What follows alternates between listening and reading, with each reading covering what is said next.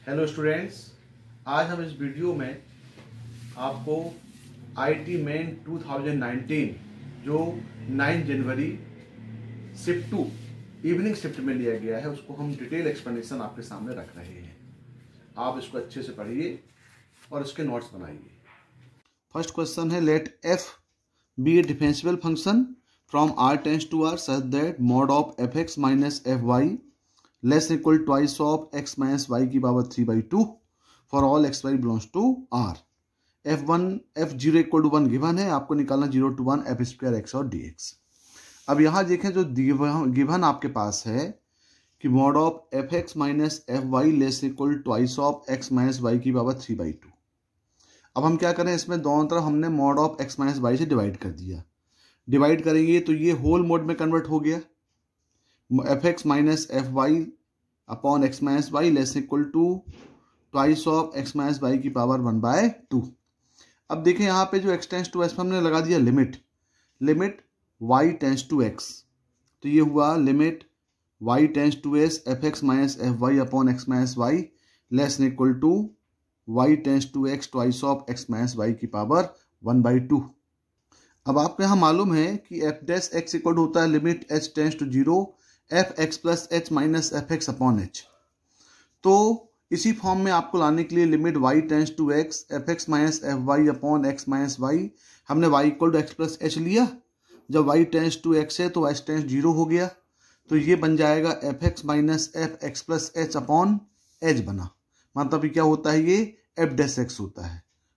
तो ये हो गया mod of F dash x less equal 0। लेकिन आपको मालूम कोई मोड कभी नेगेटिव होता नहीं है, तो हमने क्या लिया, एफ डैश एक्स इक्वल 0 ले लिया। ये कभी भी नेगेटिव नहीं होता मॉडुलस। तो एफ डैश एक्स इक्वल 0 हमने दोनों तरफ इंटीग्रेट कर दिया, तो ये जो एफ डैश एक्स का इंटीग्रेशन क्या हुआ, एफ एक्स हो गया। एफ एक्स इक्वल टू आ गया c, लेकिन आपके पास गिवन है f0 इक्वल टू 1, तो हमने x इक्वल 0 पुट किया, तो ये f0 equal to c equal to 1 आ गया। इसका मतलब है आपका जो फंक्शन है वो बना एफ एक्स इक्वल टू 1। अब आपके पास जो क्वेश्चन दिया वो क्या दिया है, इसको इंटीग्रेट करना है 0 to 1 F square x D x में, तो ये 1 का इंटीग्रेशन x हो गया, उसका आंसर कितना आया, 1 आया। इसका मतलब है कि आपका आंसर जो है इस क्वेश्चन को क्या होगा, 1 हो जाएगा। सेकेंड क्वेश्चन दिया है, इंटीग्रेशन 0 से π/3 tan theta upon root of 2 के sec theta d theta equal to 1 minus 1/√2। हमें निकालना है वैल्यू ऑफ k। तो पहले आपके पास जो क्वेश्चन इंटीग्रल फॉर्म दिया हुआ है 0 से π/3, हमने पहले tan और sec को साइन कॉस में कन्वर्ट कर दें। तो यदि हम साइन कॉस में कन्वर्ट करेंगे तो ये tan बन गया sin बाई कॉस और sec बन गया 1/cos। इसको सिंप्लीफाई किया तो ये बन जाएगा 1/√2 के 0 से π/3 sine theta upon root of cos theta d theta. अब यदि यहाँ पे हम कॉस थीटा को t मानेंगे तो minus sine theta d theta equal dt बनेगा। इसको इंटीग्रेट करेंगे तो ये हो जाएगा -2 रूट ऑफ कॉस थीटा, यहाँ पुट कर दिया और इसमें लगा दिया लिमिट 0 से π/3, तो ये हो गया root of cos π/3 minus root of cos 0, तो ये आ गया आपके पास 1/√2 माइनस 1। लेकिन आपके पास जो वैल्यू गिवन है वो क्या है कि -√2 अपॉन रूट के 1/√2 माइनस 1, ये वैल्यू इक्वल दिया हुआ है 1 माइनस 1/√2 से। आपको निकालना है रूट के की वैल्यू। तो आप देख रहे हैं ये दोनों वैल्यू क्या हो गए, कैंसिल आउट हो गए। तो यहाँ पे रूट के इक्वल टू आ गया √2, तो के इक्वल कितना आया, 2 आया। इसका मतलब ये है कि के की वैल्यू क्या होगी, इसमें के की वैल्यू यहाँ पे 2 होगी। Question number 3, the coefficient of t की power 4 in the expansion of 1 minus T की पावर 6 अपॉन 1 माइनस टी की पावर होल क्यूब। इसमें निकालना है आप t की पावर 4 निकालना है। तो इस एक्सप्रेशन को हम लिख सकते हैं 1 माइनस टी की पावर 6 की पावर 3 और 1 माइनस टी की पावर -3। अब यहाँ पे हम a माइनस बी के होल क्यूब का फॉर्मूला अप्लाई कर सकते हैं। आपको फॉर्मूला मालूम है भाई, a cube minus b cube minus 3ab into a minus b. हमने इसको एक्सपेंड कर दिया, तो यहाँ पे क्या आया, 1 माइनस टी की पावर 18 माइनस 3 टी की पावर 6 प्लस 3 टी की पावर 12 और यहाँ पे ये 1 माइनस टी की पावर -3। अब यहाँ पे आप देखें कि भाई यदि हम अब इसमें हर स्टेप का मल्टीप्लाई करना पड़ेगा, क्योंकि आपको निकालना है टी की पावर कोफिशिएंट ऑफ टी की पावर 4। अब यदि हम ये मल्टीप्लाई यहाँ पे करते हैं तो यहाँ टी की पावर 12 है, यानी टी की पावर 4 पाना पॉसिबल नहीं है। यहाँ भी आप देख रहे हैं, यहाँ भी मल्टीप्लाई हम करते हैं तो टी की पावर 6 यदि मल्टीप्लाई होगा तो टी की पावर 4 मिलना पॉसिबल नहीं है। यहाँ भी आप देख रहे हैं टी की पावर 18 बहुत ज़्यादा टी की पावर 4 से, यानी सिर्फ एक ही पॉसिबिलिटीज है कि यदि हम इस वन कॉफी कांस्टेंट के साथ यदि हम 1 माइनस टी की पावर -3 को मल्टीप्लाई करें तभी पॉसिबिलिटीज है कि हमें यहाँ टी की पावर 4 मिलेगा। तो यहाँ पे एक्सप्रेशन आपको याद रखना पड़ेगा, द कोफिशिएंट ऑफ x की power r in the expansion of 1 minus x की पावर -n। तो हमें एक्स कोफिशिएंट ऑफ r क्या होता है भाई, n plus r minus 1 combination r होता है, जहाँ पे n ये पावर है, r जैसे कोफिशिएंट आपको निकालना है तो ये फॉर्मूला हमने यहाँ पे लगा दिया, यानी हमें निकालना है द कोफिशिएंट ऑफ t की power 4 in the expansion of 1 minus T की पावर -3। तो यहाँ पे क्या हुआ, n इक्वल 3 दिया है, r इक्वल टू 4 है और -1 कॉम्बिनेशन 4 मतलब ये हो गया 6c4। इसको हमने सॉल्व किया तो कितना आ गया, ये इक्वल टू 15 आ गया। क्यों, क्योंकि भाई यहाँ पे आप देख रहे हैं सिर्फ ये ही एक पॉसिबिलिटीज है जहाँ पे आपको t की पावर 4 मिल सकता है, तो वो 1 से मल्टीप्लाई करेंगे तो 15 ही आएगा। इसका मतलब इस क्वेश्चन में, इस एक्सप्रेशन में कोफिशिएंट t की पावर 4 क्या आएगी, 15 आएगी, जो कि आपका ये सेकंड आंसर होगा। Question 4, for each x belongs to r, जहां पे ये x जो है वो ग्रेटेस्ट इंटीजर फंक्शन है जिसकी वैल्यू लेस और इक्वल टू x है, then limit x tends to 0 negative x box x plus mod x sine box x upon mod x, इसकी वैल्यू आपको निकालना है। तो ये x टेंड्स टू 0 नेगेटिव मतलब क्या हुआ, आपके पास क्या निकालना है, लेफ्ट हैंड लिमिट हमें 0 का निकालना है। तो लेफ्ट हैंड लिमिट के लिए हमने क्या किया, हमने यहाँ पे x box x plus mod x sine box x upon mod x, तो लिमिट को हमने क्या किया, लेफ्ट हैंड लिमिट के लिए 0 माइनस h अप्लाई किया। तो आपको मालूम भाई 0 माइनस h है तो बॉक्स की वैल्यू क्या होगी, 0 माइनस h मतलब -1 हो जाएगी, और जब x टेंड्स टू 0 है तो h भी टेंड्स टू कितना हो जाएगा, ये 0 हो जाएगा। अब यहाँ पे हम लिमिट अप्लाई, यहाँ पे सभी वैल्यू सब्स्टिट्यूट कर दें, तो x को लिख दिया हमने 0 माइनस h, इसकी वैल्यू कितनी होगी, ये -1 होगी, और ये हो जाएगा मॉड ऑफ 0 माइनस h, और साइन ऑफ यहाँ पे हो जाएगा -1, यहाँ होगा 0 माइनस h। अब इसको सॉल्व करेंगे तो ये होगा -h, यहाँ पे हो जाएगा आपका -1 और ये भी h हो जाएगा, और ये होगा माइनस साइन 1, क्योंकि साइन -1 क्या होता है, माइनस साइन 1 हो जाएगा ये अपॉन h। तो ये h से h को क्या कर दिया हमने, कैंसिल कर दिया, और ये माइनस माइनस हो गया प्लस, तो ये हो गया -1, 0 लिमिट अप्लाई किया 0 हो गया, साइन 1, इसकी वैल्यू कितनी आ गई, माइनस ऑफ साइन 1 आई, मतलब इसका आंसर क्या होगा, माइनस साइन 1 हो जाएगा। Question 5, if both the roots of the quadratic equation x square minus mx plus 4 equal 0 are real and distinct and they lie in the interval 1 to 5, close interval है, then m lies in the interval। एक quadratic equation के दोनों root जो हैं वो real और distinct दिए हुए हैं एक पर्टिकुलर इंटरवल के बीच में, हमें निकालना है कि m कहाँ लाई करेगा। तो इसके लिए कॉन्सेप्ट आपको याद रखना पड़ेगा, हमने लिया हुआ है जैसे f(x) इक्वल टू दिया है ax square plus bx plus c where abc belongs to r when a not equal to 0। मान लें भाई अल्फा बीटा इसके रूट्स हैं इस f(x) इक्वल 0 के, और यहाँ पे k1 k2 belongs to r है, जहाँ पे k1 लेस देन k2 है और अल्फा लेस देन बीटा है। तो एक कंडीशन लेके चल रहे हैं कि कंडीशन है कि number k1 k2 both roots of f(x) equal 0 are confined between k1 k2। देखिए यहाँ पे एक रूट्स, यहाँ पे ये अपवर्ड पैराबोला लेते हैं हम, तो अल्फा बीटा इसके रूट्स है, ये दो k1 k2 के, दोनों k1 k2 के अल्फा बीटा बीच में है। यहाँ देख रहे हो डाउनवर्ड केस में है, k1 k2 है, अल्फा बीटा इनके बीच में है।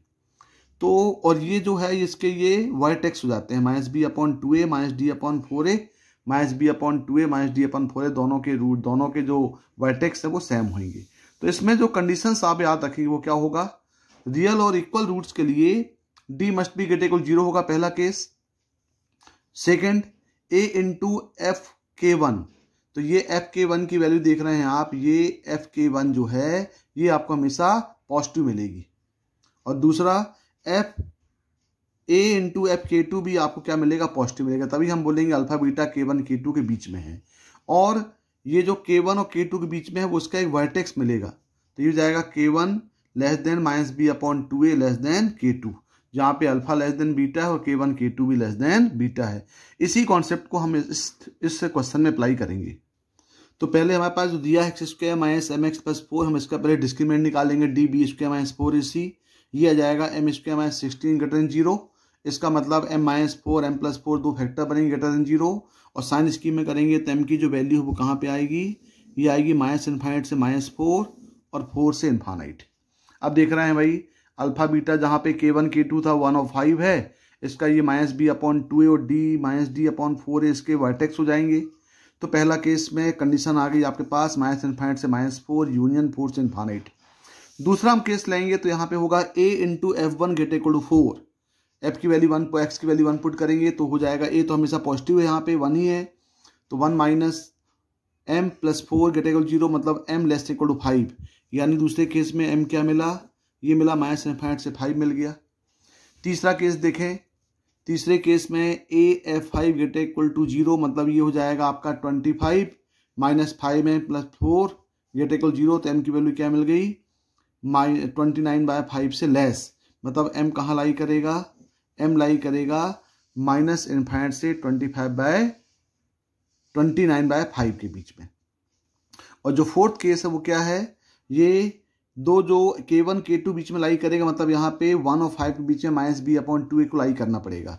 तो -b/2a जो होगा वो m/2 होगा, मतलब m की वैल्यू क्या आएगी 2 और 10 के बीच में आई। अब आपके पास जो चारों इक्वेशन दिए हैं, इक्वेशन 1, इक्वेशन 2, इक्वेशन 3, इक्वेशन 4 से हम यदि यहाँ पे इनका सभी इंटरसेक्शन निकालें तो आप देख रहे हैं वो इंटरसेक्शन क्या आ रहा है 4 और 5 के बीच में आ रहा है।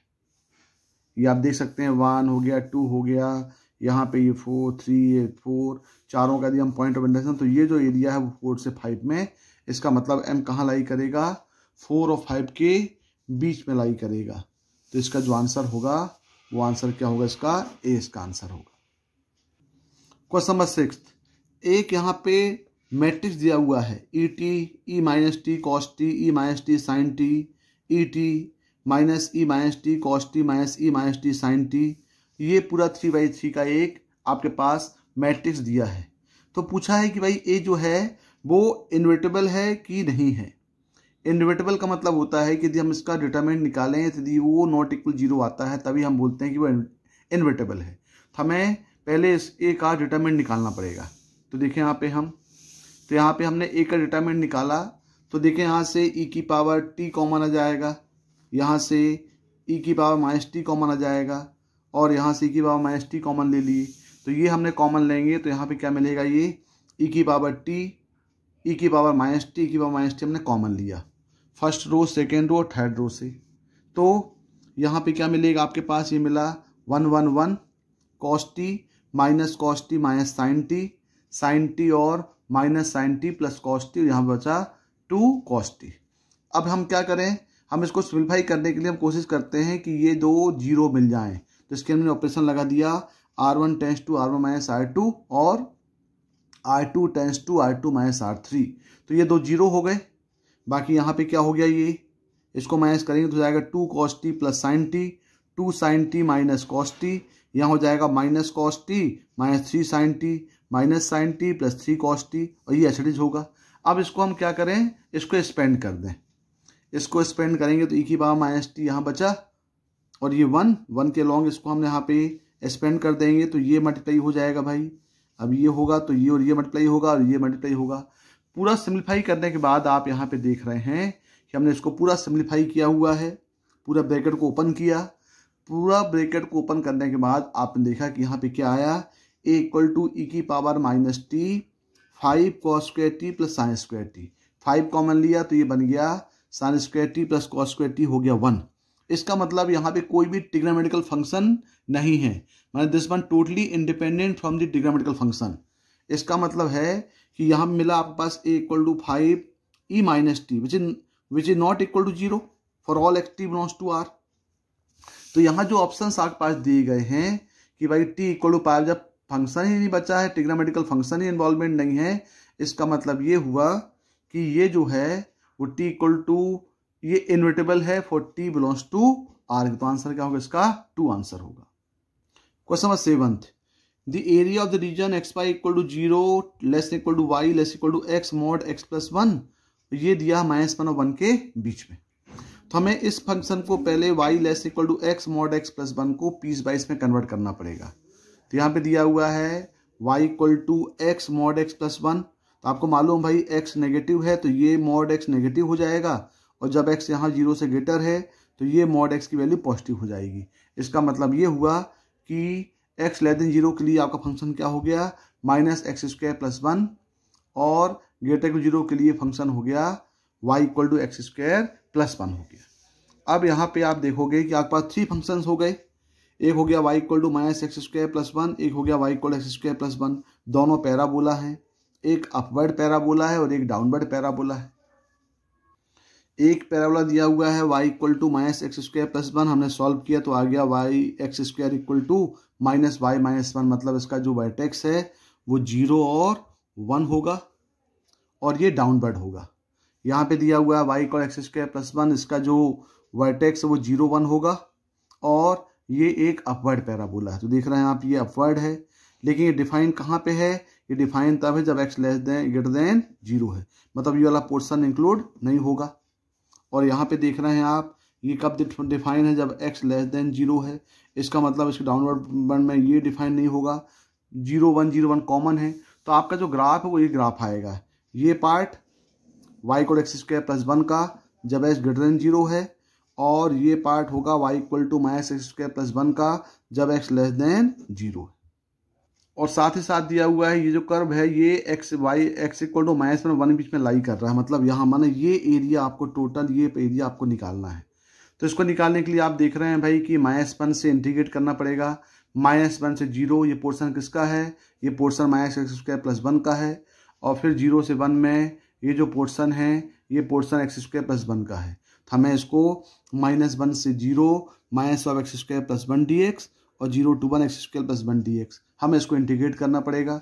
हमने इसको इंटीग्रेट किया x³/3 प्लस x और x³/3 प्लस x, इसको -1 से 0 0 से मैं इसको इंटीग्रेट कर दिया।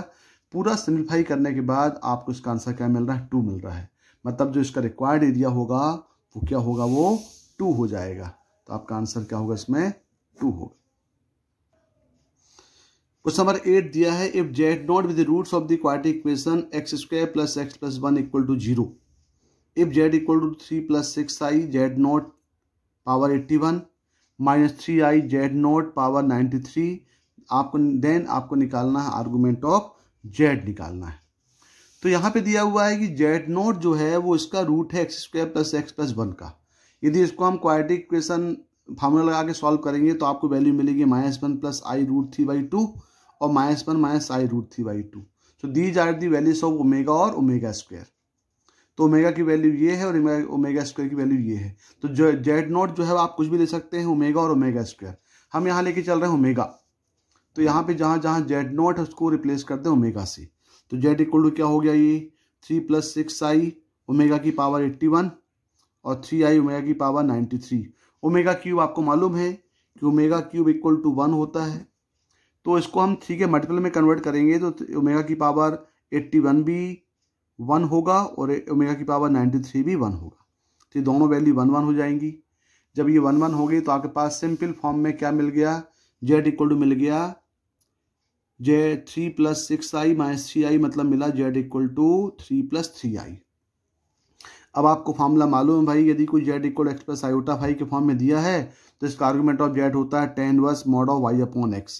तो ऑलरेडी ये फर्स्ट क्वाड्रेंट में है तो ये पॉजिटिव हो जाएगा, तो tan इनवर्स 1 आ गया, और tan इनवर्स 1 का जो आर्गुमेंट है वो कितना है, π/4 है। मतलब इसका आंसर जो होगा वो हो जाएगा आपका π/4 हो जाएगा।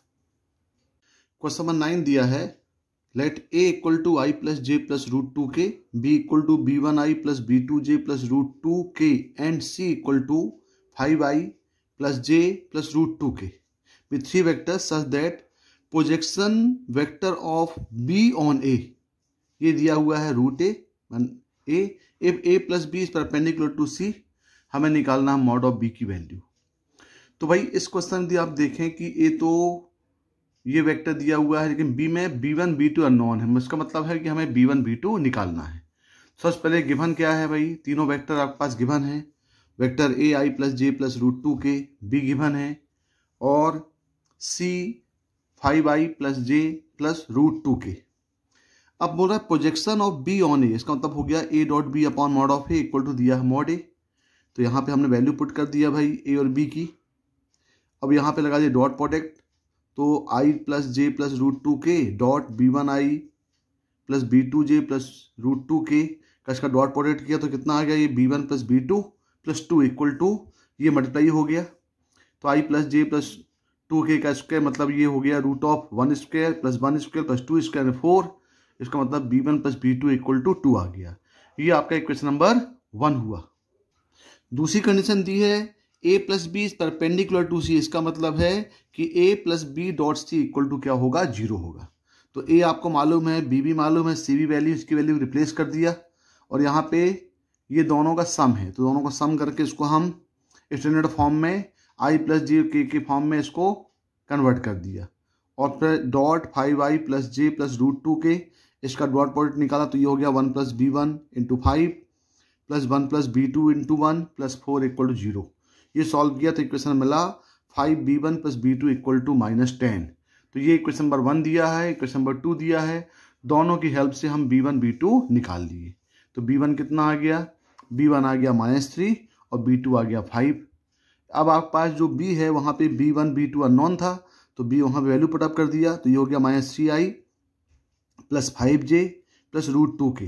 तो मॉड ऑफ b हो जाएगा root of root 3 square plus 5 square plus root 2 square. Solve किया तो कितना आ गया, ये 6 आ गया। इसका मतलब मॉड ऑफ b की वैल्यू क्या होगी, 6 होगी।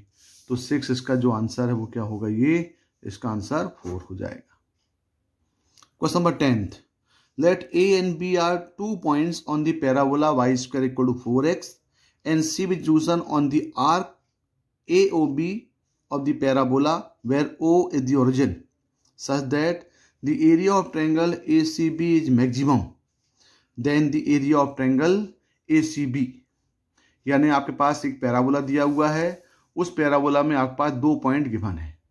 तो पैराबोला दिया हुआ है y इक्वल टू 4x, तो मान लें भाई इसका जो any point on the curve हम लेते हैं, पैरामेट्रिकली फॉर्म ले लिया a t² 280, a equal to 1 हो गया, तो ये पॉइंट आपको मिल गया t² 2t। तो हमने 3 पॉइंट्स a 4 - 4 b 9 6 और एक जनरली कोई पॉइंट यहाँ पे वेरिएबल पॉइंट ले लिया t² 2t।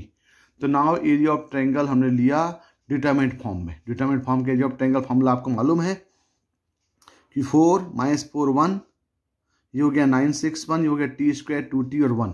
हमने क्या किया, इसको फिर सॉल्व, डिटरमिनेंट्स को सॉल्व कर दिया, सिंपल स्पेंड कर दिया। स्पेंड किया तो 1/2, ये हो गया 4 6 - 2t plus 4 9 - t² plus 1 18t - 6t²। फिर इसको हम जनरली सॉल्व किया, सॉल्व करके हमने देखा इसको कि डायरेक्टली a इक्वल टू मिलेगी आपके पास 5 6 प्लस t - t²। तो ये एरिया आपको मिला। अब आपको बताना है कि एरिया, इसका मैक्सिमम एरिया निकालना है, तो हमने उसको डिफरेंशिएट किया, इसको फंक्शन ft मान लिया, 6 प्लस t - t², इसको डिफरेंशिएट किया तो आ गया t इक्वल 1/2। डबल डिफरेंशिएट करके चेक किया तो ये वैल्यू नेगेटिव आ रही है, इसका मतलब इसका एरिया मैक्सिमम होगा। कहाँ पे होगा, t इक्वल टू हाफ पे होगा। तो इसको हमने maximum area t equal to half पे निकाला, तो ये आ गया 5 6 1/2 - 1/4। यहाँ t की वैल्यू रिप्लेस कर दिया, तो इसका आंसर आ रहा है 31 1/4। यानी इसका जो आंसर है वो आएगा आपका 31 1/4, मतलब ये आपका 4 इसका आंसर हो जाएगा। क्वेश्चन नंबर 11th, एक लॉजिकल स्टेटमेंट दिया हुआ है,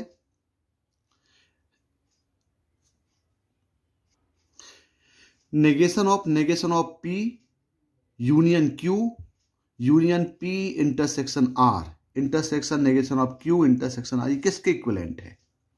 तो इसको सॉल्व करने के लिए हम देखते हैं कि negation of P union Q union P intersection R intersection negation of Q intersection R। ये जो साइन है इसको इंटरसेक्शन बोलते हैं, और ये जो साइन इसको यूनियन भी बोला जाता है। तो पहले हम देखें कि भाई आपको ये रूल मालूम है कि negation of P union Q equal to होता है, ये नेगेशन मिलकर के P हो जाता है, ये साइन चेंज हो जाएगा, इंटरसेक्शन यूनियन का इंटरसेक्शन हो जाएगा और ये नेगेशन ऑफ क्यू हो जाएगा। ये प्रॉपर्टी यहाँ अप्लाई करेंगे तो ये हो जाएगा P, ये हो जाएगा intersection negation Q, intersection P intersection R, intersection negation of Q intersection R।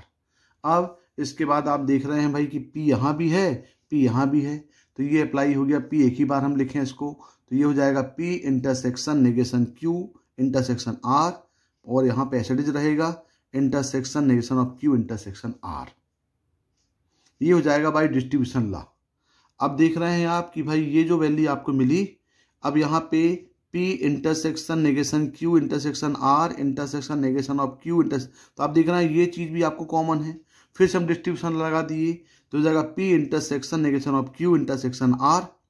तो ये हो गया। इसको हम सीक्वेंस चेंज कर सकते हैं क्योंकि आपको मालूम है B intersection B equal to B होता है, तो ये दोनों का इंटरसेक्शन जो है वही हो जाएगा वो। तो यहाँ पे P intersection R intersection negation of Q, या इसको बोल सकते हैं हम P intersection R intersection negation of Q, और ये ही आपके पास ऑप्शंस में गिवन है, तो इसका ऑप्शन जो है वो ऑप्शन 1 हो जाएगा। देखिए भाई क्वेश्चन नंबर 12 क्या है। An urn contains 5 red and 2 green balls.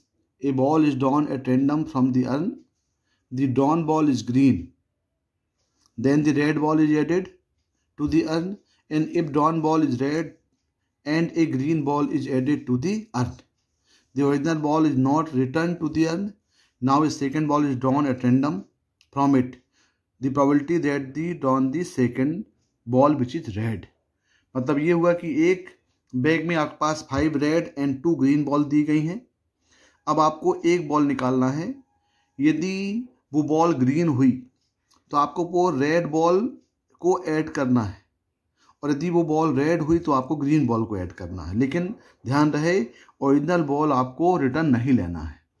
उसके बाद सेकंड बॉल आपको ड्रॉ करना है और वो बॉल आपकी रेड होनी चाहिए, उसकी प्रोबेबिलिटी आपको निकालना है। तो हम मान लेते हैं कि पहले E1 एक इवेंट लेते हैं। Event is drawing a red ball and placing A green ball in the bag. हम पहले E1 में निकालते हैं, एक रेड बॉल निकालते हैं और रिप्लेस करते हैं उसको placing A green ball in the bag. E2 दूसरा इवेंट सपोज करते हैं कि event of drawing a green ball and placing A red ball in the bag. और फिर E मानते हैं कि event A drawing a ball which is red in second draw.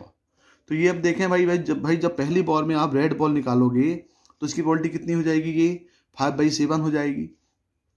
जब वो 5/7 होगी तो आप उसको रिप्लेस तो नहीं करेंगे, लेकिन एक अदर रेड बॉल के साथ उसमें आप एंट्री मारेंगे। जब आप रेड बॉल निकालोगे तो उसमें ग्रीन बॉल आप इसमें एंट्री करोगे। तो रेड यहाँ पे तो 5/7 से आप रेड बॉल निकालोगे तो ये जो बॉल 2 है वो 4 हो जाएगी। तो 4/7 से फिर आप एक बॉल आप उसमें से निकालोगे। फिर सेकेंड में देखें आप इसमें PE2 तो 2/7 हो जाएगा, और फिर यहाँ पे ये 6 हो जाएंगे तो हो जाएगा 6/7। सॉल्व करेंगे कितना आएगा 32/49। इसी को अच्छे समझने के लिए हम एक प्रोबेबिलिटी ट्री आपके लिए बनाए हैं, वो देखें।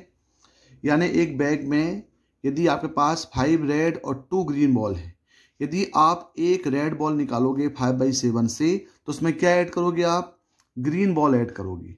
जब ग्रीन बॉल ऐड करोगे तो क्योंकि कंडीशन क्या है कि जो बॉल निकालोगे उस बॉल को यहाँ रिप्लेस नहीं करना है, तो आपने यहाँ से जो रेड बॉल निकाल रहे हैं तो आपके पास 4 रेड बॉल बचेगी क्योंकि जो निकाली हुई बॉल बाहर हो गई। अब आप एक नई ग्रीन बॉल के साथ उसमें एंट्री लोगे तो ये टोटल ग्रीन बॉल हो जाएगी 3। तो ये जो एक रेड बॉल निकालने के बाद अब जो आपके पास बॉल होगी अर्न में वो होगी 4 रेड एंड 3 अर्न। इसके बाद आपको रेड बॉल निकालना है तो प्रोबेबिलिटी कितनी हो जाएगी 4/7 हो जाएगी। बिल्कुल सिमिलर यदि आप यहाँ से एक ग्रीन बॉल निकाल रहे हैं पहले अटेम्प्ट में तो ग्रीन बॉल को बाहर कर देंगे, उसमें फिर आपको रेड बॉल ऐड करना पड़ेगा। तो जब ग्रीन बॉल निकालोगे तो भाई ग्रीन बॉल एक निकल गई तो एक बची, लेकिन एक नई रेड बॉल एंट्री हुई तो वो बची कितनी हो गई 6 रेड बॉल हो गई यहाँ पे। तो यहाँ से फिर रेड बॉल निकालो कितना हो जाएगा 6/7। तो इसकी प्रोबेबिलिटी कितनी हो जाएगी, ये 5/7 इंटू 4/7 प्लस ये हो जाएगा 2/7 इंटू ये 6/7। सॉल्व करेंगे तो ये जाएगा आपका 32/49। यानी आपका जो आंसर है वो आंसर इस क्वेश्चन हो जाएगा 32/49 हो जाएगा। 13 क्वेश्चन नंबर 13 देखें, 0 less equal to x less equal to π/2 the number of values of x for which sin x minus sin 2x plus sin 3x equal 0। आपको टोटल वैल्यू निकालना है कि यहाँ पे ऐसी कितनी वैल्यू होगी जो इस इक्वेशन को सेटिस्फाई करेगी। तो इक्वेशन क्या दिया भाई, ये क्वेश्चन तो इजी क्वेश्चन है। ये sin x minus sin 2x plus sin 3x हमने दोनों को साथ लिया, इन दोनों को एक साथ लिया तो यहाँ लग गया sin c plus sin d का फार्मूला। ये हो गया 2 sin c plus d/2 cos c minus d/2, तो ये हो गया 2 sin 2x cos x minus sin 2x। यहाँ sin 2x कॉमन ले लिया तो ये हो गया 2 cos x माइनस 1 इक्वल 0। इसका मतलब क्या वैल्यू हो गई, ये हो गया sin 2x 0 हुआ या cos x इक्वल टू 1/2 हुआ। तो भाई आपके पास जो इंटरवल दिया है वो इंटरवल क्या दिया है, x दिया हुआ है 0 से π/2 के बीच में, यानी यदि cos x इक्वल 1/2 है तो x क्या होगा, π/3 हो जाएगा। एक वैल्यू थी ये मिल गई π/3। यहाँ पे 2x equal to sign 2x 0 है तो 2x कितना होगा 0 π 2 π, मतलब x इक्वल टू होगा 0 π/2 और पाई हो गया। तो लेकिन इंटरवल 0 से π/2 दिया, अच्छा 0 इंक्लूड किया है इसमें, 0 यहाँ पे क्या है इंक्लूड है। यदि 0 इंक्लूड है इसका मतलब है कि दो ही वैल्यू आएगी, वो क्या आएगी 0 और π/3। इसका मतलब इसके जो टोटल नंबर ऑफ सोल्यूशन वो कितने होंगे, 2 होंगे। तो आपका आंसर क्या आएगा, इसका 2 आपका इसमें आंसर हो जाएगा। 14 क्वेश्चन देखें, the equation of the plane containing the straight line x/2 equal to y/3 equal z/4 and perpendicular to the plane contain the straight lines are x/3 equal to y/4 equal z/2 and x/4 equal to y/2 equal z/3। मतलब आपके पास एक plane जो है वो इस line को contain कर रहा है और परपेंडिकुलर है एक ऐसा प्लेन के जो इन दोनों लाइन को आपको कंटेन कर रहा है। तो पहला चीज देखें भाई, तो 2 लाइंस कौन कौन सी दी गई हैं, दोनों लाइन आपके पास दी गई हैं x/3 equal to y/4 equal z/2 and x/4 equal to y/2 equal z/3। तो पहले हम निकाल लें एक line perpendicular to the direction of plane, तो इसका क्रॉस प्रोडक्ट निकाल लें दोनों का, जिसके डायरेक्शन रेशियो दिए हैं 3 4 2 और 4 2 3। तो ये हो गया आपके पास IJK 3 4 2 4 2 3। सॉल्व किया तो कितना आ गया, ये आ गया 8I - J - 10K। और फिर से दिया हुआ है कि जो लाइन आपके पास x/2 equal to y/3 equal z/4 है, ये वाली जो लाइन आपके पास दिया हुआ है x/2 equal to y/3 equal z/4, ये जो है वो इस लाइन के परपेंडिकुलर, प्लेन के परपेंडिकुलर। इसका मतलब ये हुआ कि which is the direction of the plane में होगा, यानी इसका जो नॉर्मल है, normal of the plane is cross product of the vectors, मतलब इसका और ये लाइन दोनों का क्रॉस प्रोडक्ट के, उसका जो डायरेक्शन होगा वो इसके क्रॉस प्रोडक्ट में होगा। तो यहाँ फिर हम निकाल लेंगे IJK 8 - 1 - 10 2 3 4। तो ये सॉल्व करेंगे तो कितना आ जाएगा, ये 26I - 52J प्लस 26K। अब हम क्या करेंगे, एनी पॉइंट लेंगे ऑन दी प्लेन। अब हमने एक लाइन में, एक प्लेन में एक पॉइंट लेने के लिए क्या कंडीशन है, आपको मालूम है x/2 equal to y/3 equal z/4 equal lambda मान लेंगे और लैम्डा को 1 ले लें, तो x equal to y equal to 3 और z इक्वल टू 4। यानी अब हम निकालेंगे equation of line which is passing through this point 2 3 4 and normals are ये 26 - 52 एंड 26। तो इसका फॉर्मूला आपको मालूम है क्या होता है भाई, जो पर्टिकुलर पॉइंट से पास हो और इसके नॉर्मल्स ये है, तो ये होता है x - x1 into a, y - y1 into b plus z - z1 into c। तो यहाँ पे x1 y1 z1 ये पासिंग पॉइंट हो गए 2 3 4, और इसके जो नॉर्मल्स है वो क्या हो गए 26 - 52 और 26। ये सॉल्व किया तो इक्वेशन क्या मिला, x - 2y plus z equal 0, जो कि आपके पास इक्वेशन नंबर ये 2 दिया हुआ है। Question number 15, let the equation of two sides of a triangle be 3x - 2y plus 6 equal 0 and 4x plus 5y minus 20 equal 0. If the orthocenter of the triangle at 1 1, then find the equation of the third side. यानी आपके पास क्या दिया हुआ है, एक triangle ABC दिया हुआ है जिसमें इक्वेशन ऑफ AB गिवन है 3x - 2y plus 6 equal 0 और इक्वेशन ऑफ AC गिवन है 4x plus 5y minus 20 equal 0। हमें निकालना है इक्वेशन ऑफ BC और आपके पास ये दिया हुआ है ऑर्थो सेंटर। तो आपको मालूम है ऑर्थो सेंटर क्या होता है भाई, ortho centre the point of congruency of the two perpendicular lines. तो ये परपेंडिकुलर ये एल्टीट्यूड कहलाएगा BF, और ये हो जाएगा आपका CD, ये भी एल्टीट्यूड होगा। दोनों का पॉइंट ऑफ इंटरसेक्शन 1 यदि ऑर्थो सेंटर ये दिया है। तो भाई आपको मालूम है जैसे यहाँ पे देख रहे हैं फिगर में कि CD जो है वो AB के परपेंडिकुलर है, यानी जब इसके परपेंडिकुलर है तो आपके पास इसका स्लोप मालूम है AB का, तो और इसका पासिंग पॉइंट मालूम है, तो आप इसका स्लोप इसका इक्वेशन निकाल सकते हैं।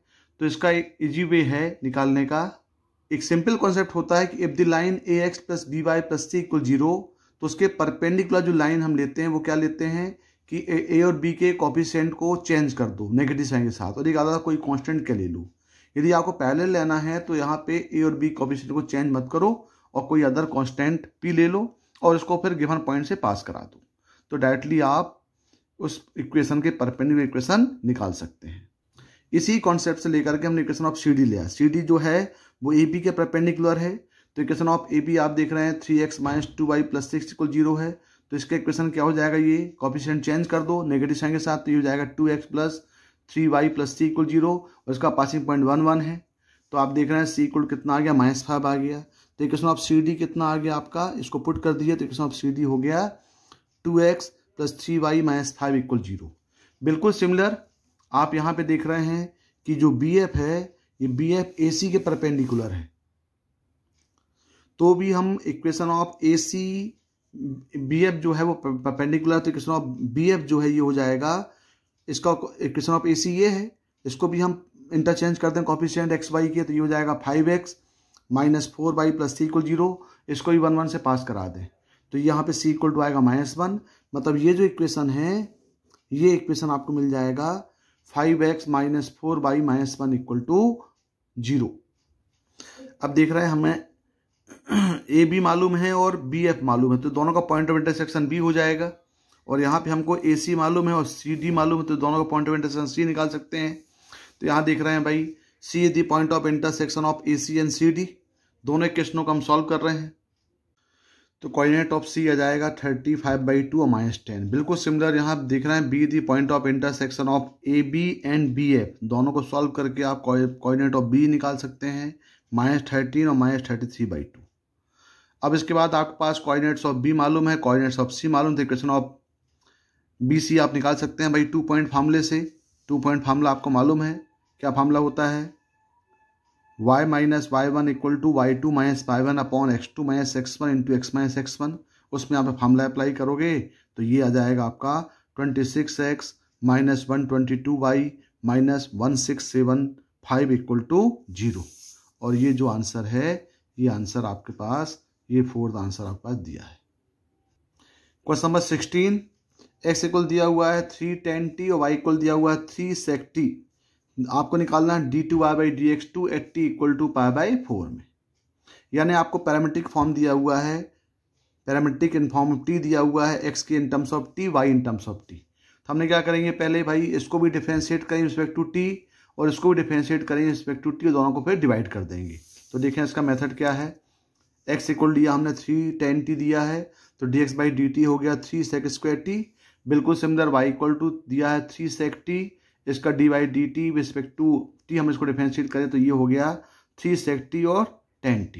आपको निकालना है dy/dx, तो dy/dx होगा, दोनों को डिवाइड कर दिया हमने, तो dy/dt अपॉन dx/dt, यानी ये हो गया आपके पास 3 sec t tan t upon 3 sec² t। तो ये और ये कैंसिल हो गया, ये दोनों कैंसिल हो गए, यानी क्या मिला आपके पास tan अपॉन sec, इन दोनों को साइन और कॉस में कन्वर्ट कर दिया, तो ये हो गया आपके पास sin t। इसका मतलब dy/dx इक्वल कितना आ गया, sin t आ गया। अब हमें फिर से इसको रिस्पेक्ट टू डिफरेंशिएट करना है, क्योंकि हमको d2y/dx2 निकालना है। तो d2y/dx2 आपको मालूम है क्या होता है भाई, d2y/dx2 इक्वल टू होता है dy/dx ऑफ dy/dx। तो हमने यहाँ पे दोनों तरफ रिस्पेक्ट टू x डिफरेंशिएट किया, लेकिन ये फंक्शन t का है, तो हमें इसको यहाँ पे हो गया d2y/dx2 और ये हो गया dy/dt ऑफ sin t। हमने क्या किया, मल्टीप्लाई डिवाइडिंग बाई dt कर दिया, तो ये हो गया d/dt ऑफ sin t, यहाँ हो गया dt/dx। तो dy/dt ऑफ sin t हो गया cos t, और d t y by d x की वैल्यू हम निकाल ली, ऊपर से दिया हुआ है ये, यहाँ से इसको रेसिप्रोकल में लिख दिया तो D T by d x निकल गया। ये वैल्यू हो गई 1/3 सेक स्क्वायर टी। इसको सिंप्लीफाई किया तो ये हो गया 1/3 कॉस क्यूब टी। इसका मतलब d two y upon d x two आ गया 1/3 कॉस क्यूब टी। लेकिन आपके पास बोला है कि आपको निकालना है point T equal pi by 4 में, हमने यहाँ पे T equal pi by 4 put कर दिया तो ये हो गया 1/3 1/√2 का क्यूब, यानी ये हो गया 1/6√2 और 1/6√2 जो है वो इसका आंसर 4 हो जाएगा। Question number 17, if the x equal to sine inverse sine 10 और y equal to cos inverse cos 10, हमें निकालना है y माइनस एक्स की वैल्यू। तो ये जो दिया हुआ है x equal to sine inverse sine 10, 10 यहाँ रेडियन में है, तो आपको मालूम है कि sign inverse sine theta equal theta कब होता है, ये होता है जब थीटा की वैल्यू -π/2 और π/2 के बीच में हो। तो हमें पहले इस 10 को -π/2 और π/2 के बीच में कन्वर्ट करना पड़ेगा। कन्वर्ट करने के लिए यदि हम यहाँ पे साइन इनवर्स साइन थीटा का ग्राफ बनाएं तो देख रहे हैं ये आपके पास ये ग्राफ आपका साइन इनवर्स साइन थीटा का है। तो यहाँ पे आप देख रहे हो, तो ग्राफ में देख रहे हैं यहाँ पे y इक्वल टू एक्स होता है, ये y equal to pi minus x होता है, यहाँ पे होता है y equal to x minus 2 pi और ये होता है y equal to 3 pi minus x. तो आप देख रहे हैं कि 3 पाई 10 जो है वो 3 पाई से ग्रेटर है, तो यहाँ पे 0 पाई 2 पाई 3 पाई 10 जो है वो 3 पाई से ग्रेटर है। इसका मतलब ये है कि 3 पाई माइनस थीटा यानी 3 पाई माइनस 10 ये लाई करेगा -π/2 और π/2 के बीच में, तो sine 3 pi minus 10 equal to sine 10। अब यहाँ पे आप देखें इसी कॉन्सेप्ट को लेकर के हमने यहाँ पे लिखना पड़ेगा साइन इनवर्स साइन 10। अब यहाँ पे हमने क्या किया, इस 10 में 3 पाई प्लस माइनस कर दिया और इसको अरेंज किया, तो sine 3 pi minus 3 pi minus 10 मतलब साइन 3 पाई माइनस थीटा क्या होता है, साइन थीटा होता है। तो ये बन गया sign inverse sign 3 pi minus 10 और sign inverse sign 3 pi minus 10, तो ये हो गया sign inverse sine theta equal theta, मतलब ये हुआ 3 पाई माइनस 10। इसका मतलब x की वैल्यू क्या होगी, 3 पाई माइनस 10 होगी, क्योंकि ये जो है ये लाई करता है -π/2 π/2 के बीच में। बिल्कुल similar y equal to cos inverse cos theta या कॉस इनवर्स कॉस 10। तो ये 10 अब आपको मालूम है cos inverse cos theta equal theta होता है जब ये 0 और पाई के बीच में हो। तो ये ग्राफ होता है भाई कॉस इनवर्स कॉस एक्स का, यहाँ y इक्वल टू एक्स, ये होगा y equal to 2 pi minus x, ये हो जाएगा y equal to 4 pi minus x. तो 10 देखो 10 से 4 पाई ग्रेटर है, 10 जो होगा वो लाई करेगा 3 पाई और 4 पाई के बीच में। तो ये हमें अब ये 10 की वैल्यू को लेके आना है, 10 रेडियन है which is not lie between 0 to pi, हमें उसको 0 से पाई में लाई करना है। तो आप देख रहे हैं 10 और 4 पाई का डिफरेंस जो है वो हम बोल सकते हैं कि 4 पाई माइनस 10 ये लाई करेगा 0 से पाई के बीच में। तो हमें उस 10 कन्वर्ट करना है 4 पाई माइनस 10। तो ये 4 पाई लाने के लिए हमने क्या किया, कॉस 10 में 4 पाई को प्लस माइनस कर दिया। अब इसको ऐसा कुछ अरेंज करें ये 4 पाई माइनस 10 बन जाए। तो यहाँ पे देखो 4 पाई प्लस 10 माइनस 4 पाई है, तो इसको लिखा हमने 4 पाई माइनस कॉमन लिख दिया 4 पाई माइनस 10। तो ये हो गया cos inverse 4 pi minus theta, मतलब ये हो गया कॉस थीटा। फोर्थ क्वाड्रेंट में कॉस जो है वो पॉजिटिव होता है, तो ये हो गया कॉस 4 पाई माइनस 10। अब आपको मालूम है cos inverse cos theta theta होता है, तो यहाँ पे cos inverse cos 4 pi minus 10 जो होगा वो क्या होगा, 4 पाई माइनस 10 होगा। इसका मतलब ये हुआ कि यहाँ पे y की वैल्यू कितनी आ गई, 4 पाई माइनस 10 आ गई। अब हमें y माइनस एक्स निकालना है, तो ये 4 पाई माइनस 10 और x कितना आया 3 पाई माइनस 10, दोनों का डिफरेंस जो कितना होगा पाई होगा। तो इसका जो आंसर होगा, ये आंसर आप देख रहे हैं, इसका आंसर ये पाई होगा। Question number 18, line x equal to A Y plus b z equal to c Y plus d और x equal to A dash Z plus B dash and y equal to C dash Z plus D dash are perpendicular. तो पहले इसको perfect form में arrange करें। तो देखिए यहाँ पे दिया हुआ है x equal to A Y plus B और Z equal C Y plus D. तो यहाँ पे हमें क्या लिखा, y निकाला यहाँ से, तो हो गया ये s माइनस बी बाई ए, और यहाँ से y निकाला तो ये हो गया जेड माइनस डी बाई सी। यानी इसको हमें अरेंज करें यदि, तो ये हो गया x minus B by A equal to Y minus Y upon 1 equal to Z minus D upon C. बिल्कुल सिमिलर ये जो पेयर दिया हुआ है इक्वेशन का, x equal to A dash Z plus B dash और Y equal to C dash Z plus D dash. तो यहाँ से हमने जेड निकाल लिया क्योंकि यहाँ जेड कॉमन है, तो हो गया X minus B dash upon A dash और Y minus D dash upon C dash. तो ये हो गया X minus B dash upon A dash equal to Y minus D dash upon C dash equal Z upon 1। अब बोल रहा है कि दोनों परपेंडिकुलर हैं, दोनों लाइन परपेंडिकुलर हैं, तो क्या होता है इसका जो डायरेक्शन रेशियोस होते हैं A1C और यहाँ पे A डैश C डैश, इनका जो डॉट प्रोडक्ट है वो क्या होता है 1 होता है। मतलब क्या होगा A dash plus 1 into c dash plus C into 1 equal to 1, यानी कंडीशन आ जाएगी A dash plus C dash plus C equal 0। तो इसका आंसर क्या हो जाएगा, आपका आंसर 2 हो जाएगा। Question number 19, the number of all positive integral values of alpha for which the roots of the quadratic equation 6x square minus 11x plus alpha equal 0 are rational number। मतलब आपके पास दिया हुआ है कि 6x square minus 11x plus alpha equal 0, हमें दिया हुआ इसके रूट्स रेशनल हैं। इसके रूट्स रेशनल है मतलब वो परफेक्ट स्क्वायर होंगे। तो इसका भाई डिस्क्रीमेंट निकाल लें भाई, डी क्या होता है बी स्क्वायर माइनस 4ac। तो आप देख रहे हैं डी कितना आ गया, ये 121 माइनस 24 अल्फा। अब ये रेशनल होने के लिए इसको परफेक्ट स्क्वायर होना पड़ेगा। यदि परफेक्ट स्क्वायर होना पड़ेगा इसका मतलब यह है कि हम इस 121 माइनस 24 अल्फा इक्वल टू क्या मान लें, लेमडा का स्क्वायर मान लें। और आपको ये भी मालूम है कि अब यदि आप इसको अल्फा स्क्वायर लेमडा स्क्वायर माने हैं तो ये देखें आप कि यहाँ पे अल्फा की मैक्सिमम वैल्यू 5 ही होगी, तभी तो ये 121 minus 120 equal to lambda square यानी 1 आएगा। तो हमें ये क्लियर है कि अल्फा की वैल्यू 5 होगी मैक्सिमम। तो यदि हम अल्फा इक्वल टू 1 ले रहे हैं तो यहाँ पे 121 माइनस 24 आ रहा है जो कि कभी परफेक्ट स्क्वायर नहीं होगा। तो यहाँ पे ऐसी कोई इसका मतलब ये हुआ कि lambda does not belongs to I. यदि हम अल्फा इक्वल 2 ले रहे हैं तो यहाँ पे 121 माइनस 24 इंटू 2 ये भी परफेक्ट स्क्वायर नहीं आएगा, यानी lambda does not belongs to rational number I होगा। यदि हम अल्फा इक्वल टू 3 ले रहे हैं तो यहाँ पे अल्फा इक्वल टू 3 लेने पे यहाँ पे ये 49 आ रहा है जो परफेक्ट स्क्वायर है। और यदि हम अल्फा इक्वल टू 4 ले रहे हैं तो यहाँ पे आ रहा है ये 25, यानी ये भी परफेक्ट स्क्वायर है। और अल्फा इक्वल टू 5 ले रहे हैं तो ये आ रहा है 1, मतलब ये भी परफेक्ट स्क्वायर। इसका मतलब है alpha equal to 3, alpha equal to 4, alpha equal to 5, यानी आपके पास 3 इंटीग्रल वैल्यूज आपके पास होगी जो इसको सेटिस्फाई करेगी। तो आपका जो आंसर होगा वो कितना हो जाएगा, फिर आपका आंसर 3 हो जाएगा। क्वेश्चन नंबर 20, ये hyperbola has its centre at the origin passing through the point 42 and has transverse axis of length 4 along the x axis, then find the eccentricity of the hyperbola. इसका मतलब आपके पास एक transverse hyperbola दिया हुआ है, क्योंकि यहाँ पे दिया हुआ है कि इसकी जो लेंथ है वो 4 है अलोंग ऑन एक्स एक्सिस। तो देखिए हाइपरबोला मान लिया हमने भाई x square upon a square minus y square upon b equal to 1, जहाँ पे बी स्क्वायर क्या हो जाएगा a square e square minus 1, मतलब ई की वैल्यू हो जाएगी root of a square plus b square upon a square. अब यहाँ पे दिया हुआ है कि लेंथ ऑफ ट्रांसवर्स एक्सिस कितना है, 4 दिया है। इसका मतलब इसकी जो लेंथ ऑफ ट्रांसवर्स एक्सिस होता है वो होता है 2a। तो 2a इक्वल टू 4 दिया है, इसका मतलब a इक्वल टू कितना आ गया, 2 आ गया।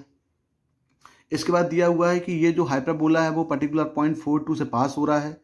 हमने 42 से पास करा दिया इसको, तो x a इक्वल टू 4 और b इक्वल टू यहाँ पुट किया, तो यहाँ पे ये आ गया 16 by a square minus 4 by b equal to 1। यहाँ पे हमने a इक्वल टू भी पुट कर दिया तो b स्क्वायर आ गया 4/3। अब ये a और b की वैल्यू को हमने यहाँ पे पुट कर दिया, क्योंकि आपको निकालना है एसेंट्रिसिटी। तो e आ गया root of a square plus b square upon a square, that is formula. ये हो गया a स्क्वायर 4 और b स्क्वायर आ गया 4/3/4। पूरा सॉल्व करेंगे तो ये आ जाएगा 16/3/4। सिंप्लीफाई करने पे आपका आया 2/√3। इसका मतलब आपका आंसर जो होगा वो इस क्वेश्चन का 2/√3 फर्स्ट वन होगा। Question number 21, if a x belongs to r, x is not a positive integer, define a function fx equal to x upon x minus 1, then f is injective but not surjective, not injective, surjective but not injective, neither injective nor surjective। मतलब हमें इस function को, जो function f x equal to 2x upon x minus 1 दिया है, हमें बताना है इंजेक्टिव और सब्जेक्टिव चेक करना है।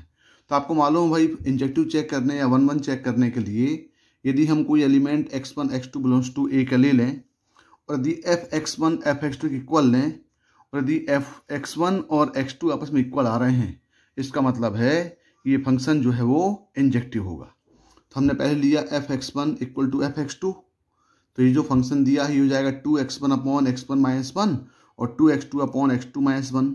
यहाँ पे हमने इसको क्रॉस मल्टीप्लाई कर दिया।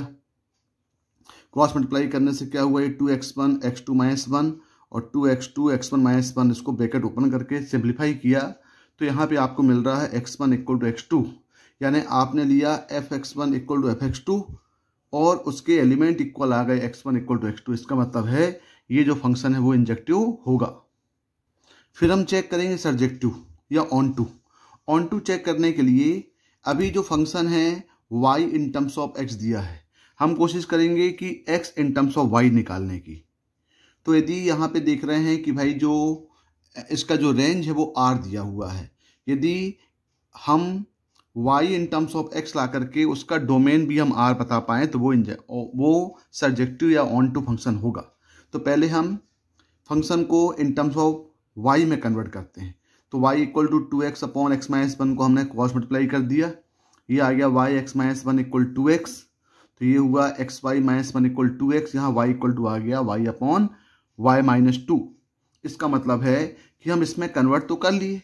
अब यहाँ देख रहे हैं कि y माइनस 2 मतलब इसका डोमेन में 2 नहीं होगा, क्योंकि यदि हम x y इक्वल 2 यहाँ पुट कर रहे हैं तो x डिफाइन नहीं होगा। If y equal 2 then x is not define. इसका मतलब ऊपर जो दिया हुआ है कि जो इसका डोमेन है वो r है, लेकिन 2 इसके डोमेन में नहीं आ रहा है, मतलब ये फंक्शन जो है वो सर्जेक्टिव नहीं होगा। तो ये जो function f(x) equal to 2x upon x minus 1 दिया है ये इंजेक्टिव तो होगा लेकिन सर्जेक्टिव नहीं होगा। इसका मतलब है इसका जो आंसर है वो आंसर इसका 1 होगा। क्वेश्चन नंबर 22, एक इंटीग्रेशन दिया हुआ है f(x) इक्वल टू 5x की पावर 8 प्लस 7x की power 6 upon x square plus 1 plus 2x की power 7 whole power 2। f(0) equal 0 है तो आपको निकालना है f(1) की वैल्यू। तो इस फंक्शन में आप देखें भाई कि यहाँ पे जो पहले इंटीग्रल फॉर्म में दिया हुआ है, तो पहले यहाँ पे हाईएस्ट पावर जो हम x की पावर 7 देख रहे हैं, ब्रैकेट में हाईएस्ट पावर x की पावर 7 है, तो हम इसको पहले कॉमन लें। इस टाइप के क्वेश्चन में यही कॉन्सेप्ट है कि डिनोमिनेटर में जो एक्सप्रेशन की हाईएस्ट पावर उसको हम कॉमन लेते हैं। तो यहाँ पे जब हम x की पावर 7 कॉमन लेंगे तो बाहर 14 आएगा, तो ये हो जाएगा x स्क्वायर बाई एक्स की पावर 7 1 बाई एक्स की पावर 7 प्लस 2। फिर इसको हम सिंप्लीफाई करेंगे तो ये जो 8 14 डिवाइड करें तो ये हो जाएगा -6, यहाँ 6 अपॉन 14 करेंगे तो हो जाएगा -8, और नीचे जो है वो 1 अपॉन एक्स की पावर 7 1 अपॉन एक्स की पावर 5 प्लस 2। तो जरूर ये होगा कि यदि हम इसको t मानेंगे तो उसका डेरिवेटिव वो प्रेजेंट मिलेगा।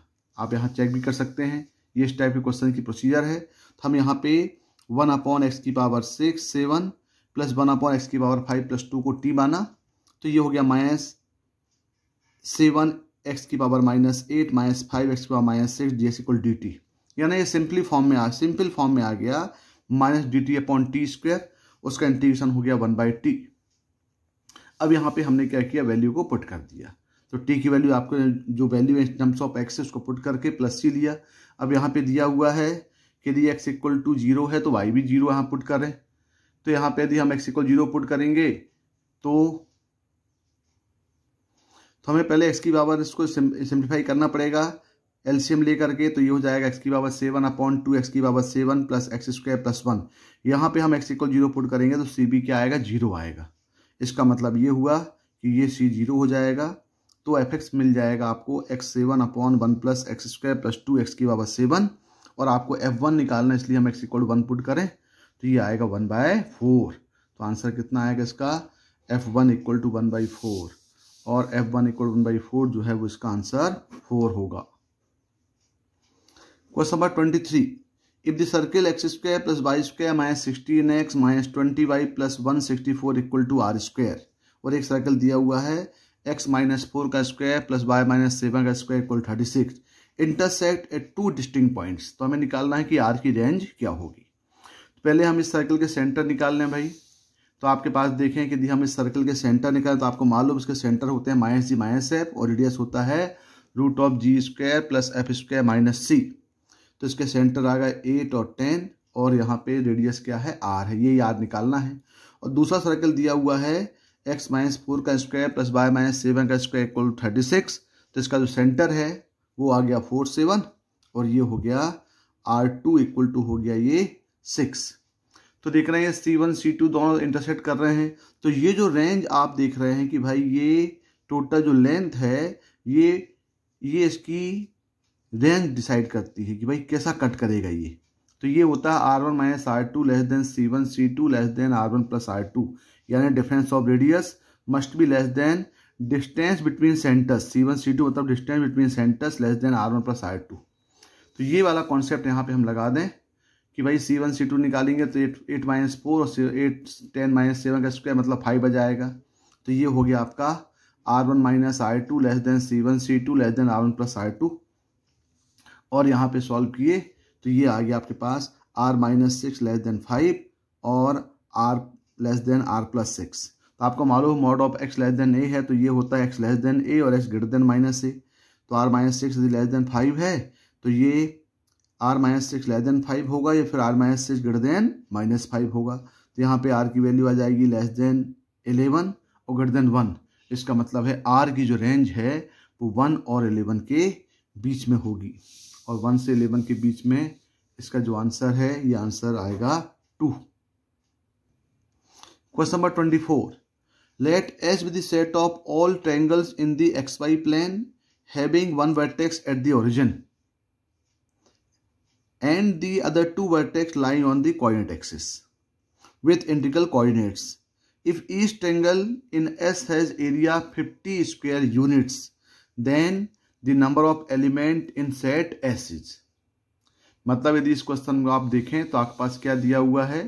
इस क्वेश्चन में एक ट्रायंगल है जिसका एक वर्टेक्स ओरिजिन है और बाकी रेस्ट ऑफ दोनों वर्टेक्स जो हैं वो लाई कर रहा है कोऑर्डिनेट एक्सिस में। तो हमने मान लिया भाई कि यहाँ पे इंटरसेप्ट ए कट कर रहा है, यहाँ पे इंटरसेप्ट बी कट कर रहा है, तो ये कोऑर्डिनेट ए 0 और ये 0 हो जाएगा।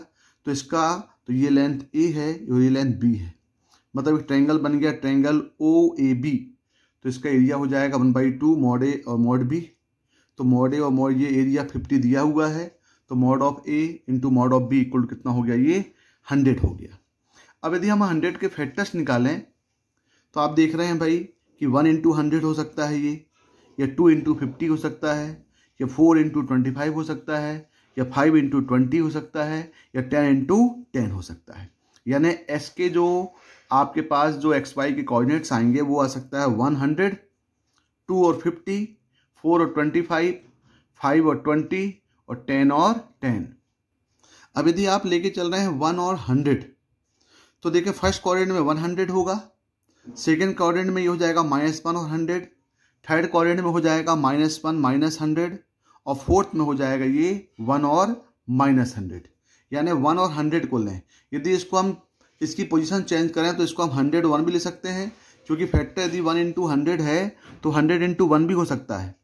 तो ये 101 हो जाएगा, ये -101 हो जाएगा, ये -100 -1 हो जाएगा और ये 100 और -1 हो जाएगा।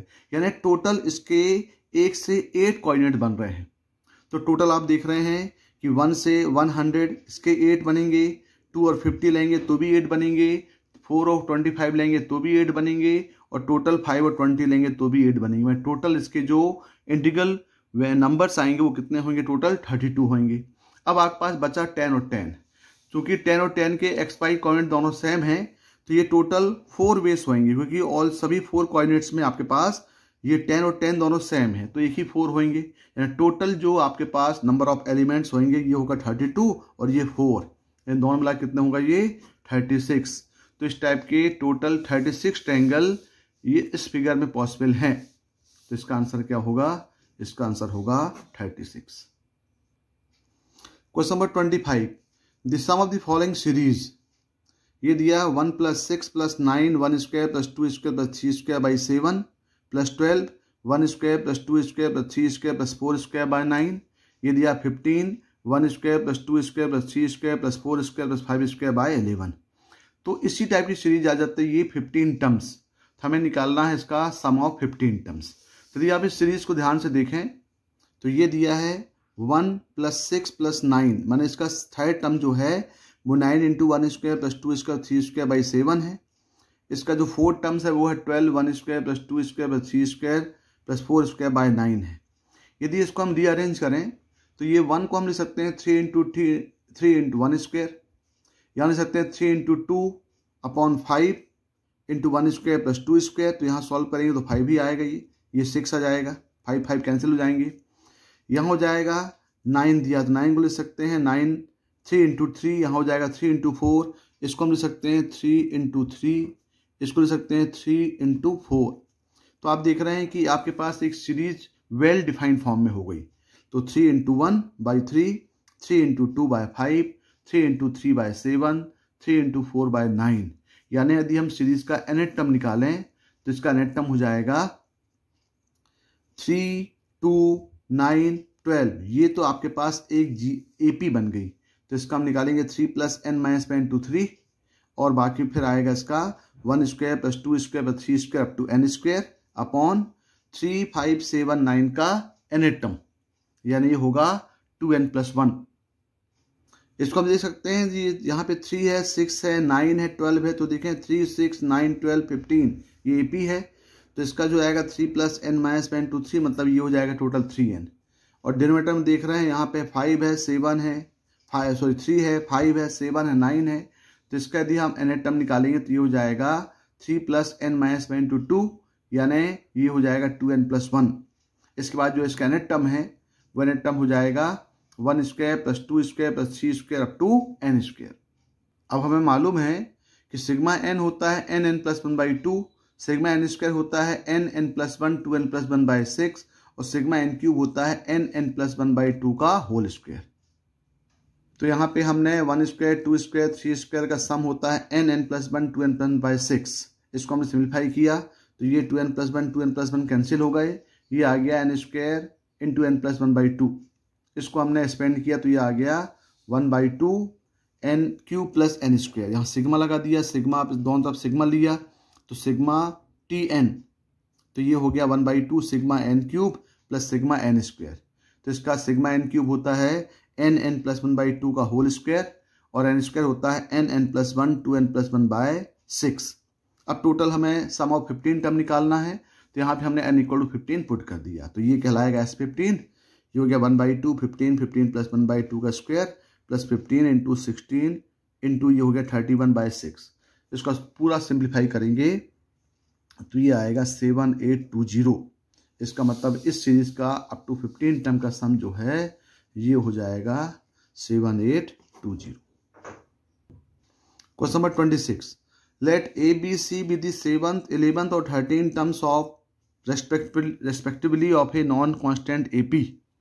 If these are also 3 consecutive terms of GP, then A upon C की वैल्यू निकालना है। मान लें भाई एक सीरीज AP है, इसका फर्स्ट टर्म A है और कॉमन डिफरेंस D है। तो 7 टर्म A दिया है वो A प्लस 6D हो जाएगा, 11 टर्म B दिया है वो A प्लस 10D हो जाएगा, और 13 टर्म C है वो A प्लस 20D हो जाएगा। अब ये गिवन है कि जो ABC जो टर्म्स AP में है वो एक्चुअली GP में दिया हुआ है। तो यहाँ पे B इसका इक्वल AC हो जाएगा। ये हम यहाँ पे BAC की वैल्यू को रिप्लेस कर दिया।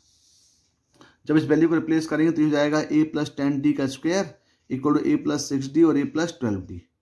इस ब्रैकेट को ओपन कर दिया तो ये A स्क्वायर दोनों कैंसिल हो गए। तो यहाँ पे आप देख रहे हैं कि ये पूरा इसको सिंप्लीफाई किया तो यहाँ से D और D भी हमने कैंसिल कर दिया, D कभी भी 0 नहीं होगा। तो यहाँ पे A अपॉन D कितना आ गया, ये -14 आ गया। अब आपको निकालना है A अपॉन C। तो A अपॉन C मतलब A क्या दिया है, ये दिया 7 टर्म तो A प्लस 6D, ये दिया है 13 टर्म्स C तो A प्लस 12D। यहाँ से हमने D कॉमन ले लिया तो ये हो गया 6 प्लस A अपॉन D, ये हो गया 12 प्लस A अपॉन D। तो D और D कैंसिल हो गए। A अपॉन D की वैल्यू मालूम है आपको -14, यहाँ पुट कर दिया। सॉल्व करेंगे तो क्या आएगा, ये A अपॉन C की वैल्यू आएगी 4। मतलब इसका जो आंसर है ये आंसर कितना आएगा, ये 4 आंसर होगा।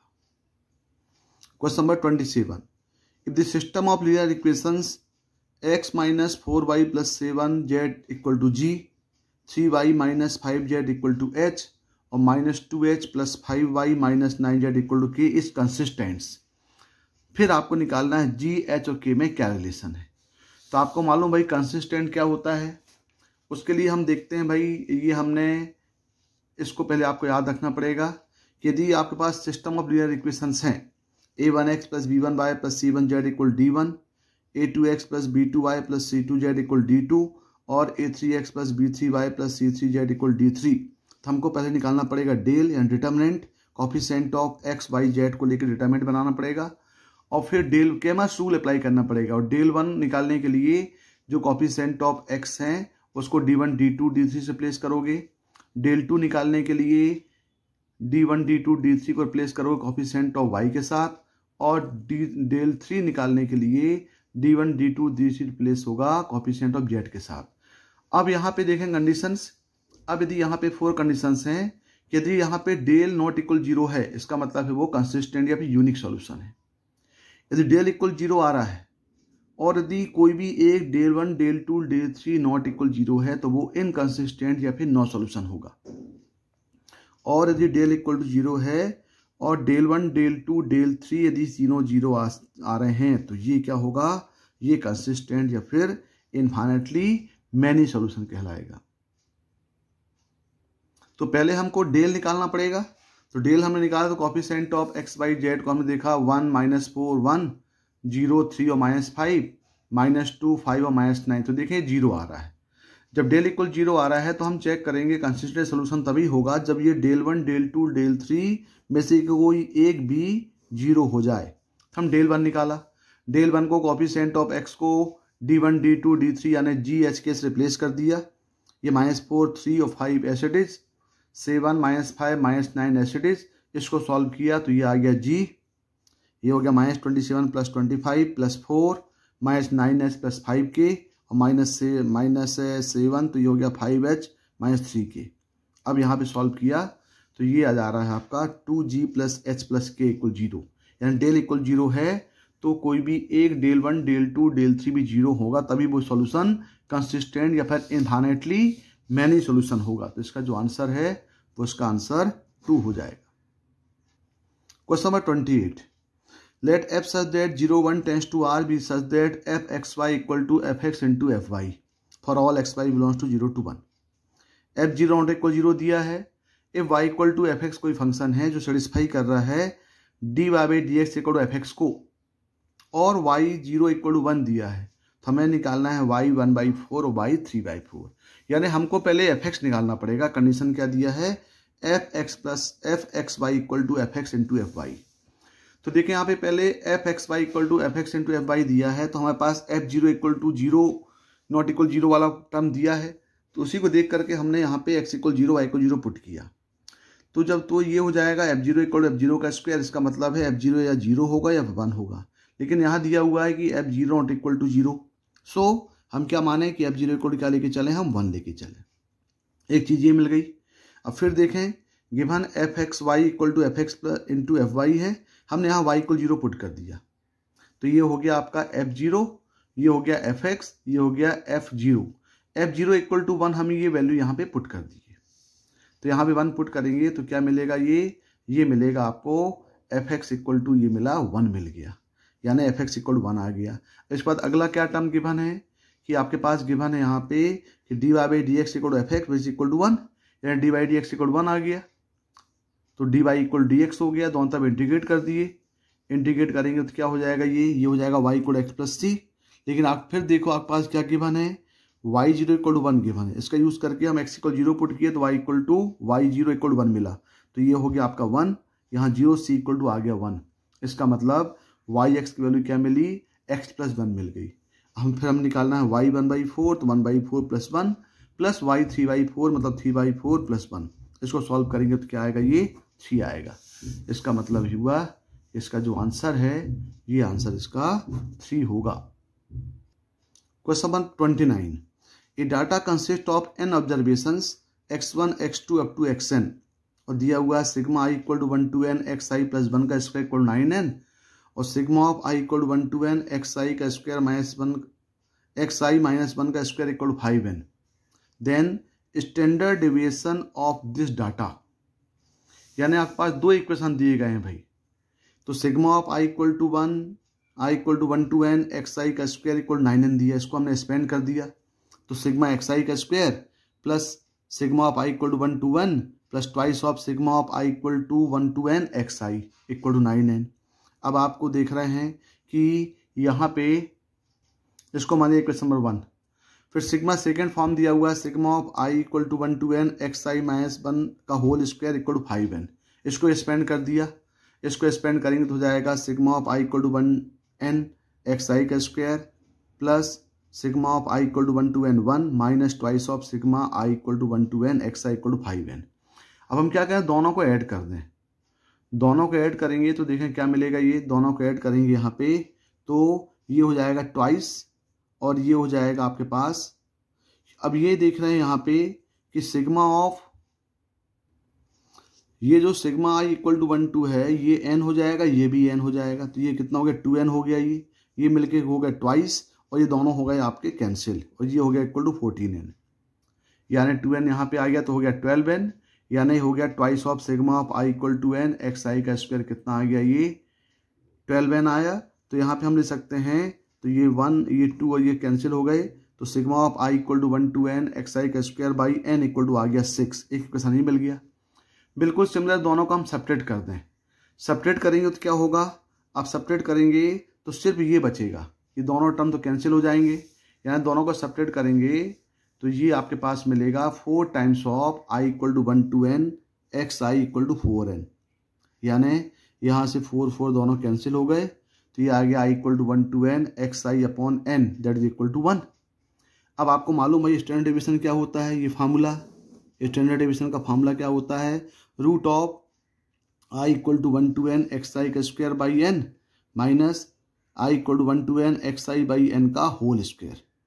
तो ये वैल्यू आपके पास गिवन है, ये पूरी वैल्यू कितनी आई 6 आ गई और ये वैल्यू 1 आ गई, यहाँ पुट कर दी तो कितना आ गया, ये √5 आ गया। मतलब इसका जो आंसर है ये आंसर कितना हो जाएगा, इसका आंसर √5 हो जाएगा।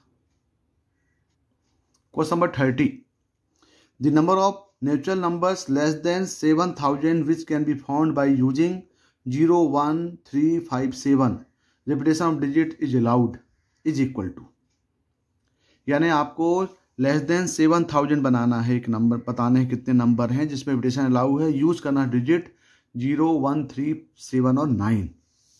तो देखें यहाँ पे number less than 7000 using digits 0 1 3 5 और 7, 4 डिजिट नंबर आपको, तो इसमें भाई लेस देन 7000 है तो 4 डिजिट भी होगा, 3 डिजिट भी होगा, 2 डिजिट भी होगा, 1 डिजिट भी होगा। देखें पहले 4 डिजिट, तो 4 डिजिट देखेंगे तो भाई 4 प्लेसेस, अब यहाँ पे 4 डिजिट है तो यहाँ पे आपके पास 7 9 तो आ नहीं पाएगा, 1 और 3 आएगा, यानी आपका जो 1000 प्लेस में 2 नंबर्स आएंगे 1 और 3, बाकी यहाँ पे कोई भी एक नंबर आ सकते हैं, तो 5 × 5 × 5, तो 2 × 5 × 5 × 5 कितना हो गया, ये 250 हो गया। 3 डिजिट में देखें तो 3 डिजिट्स में आप देखेंगे तो यहाँ पे कोई भी आपके पास 1 3 5 7 आ सकते हैं भाई, 1 3 5 और 7, तो 4 नंबर्स, यहाँ एनी 5 नंबर कोई भी आ सकता है, तो 5 × 5 4 × 5 × 5 ये हो गया 100, 0 will not come in first place. बिल्कुल सिमिलर यहाँ देखें, यदि आपका 2 डिजिट नंबर हैं तो 2 डिजिट में यहाँ पे क्या हो सकता है, 1 आ सकते हैं, 3 आ सकते हैं, 5 और 7, तो यहाँ पे 4 × 5 ये आ गया 20, और 1 डिजिट हो गया आपके पास 1 3 5 और 7 यानी 4, यानी आपके पास टोटल 4 डिजिट आ गए 250, 3 डिजिट आ गया 100, ये 20 ये 4 सबको ऐड कर दो तो टोटल नंबर कितने हो जाएंगे 374, यानी टोटल नंबर 374 बनेंगे। Okay, thank you.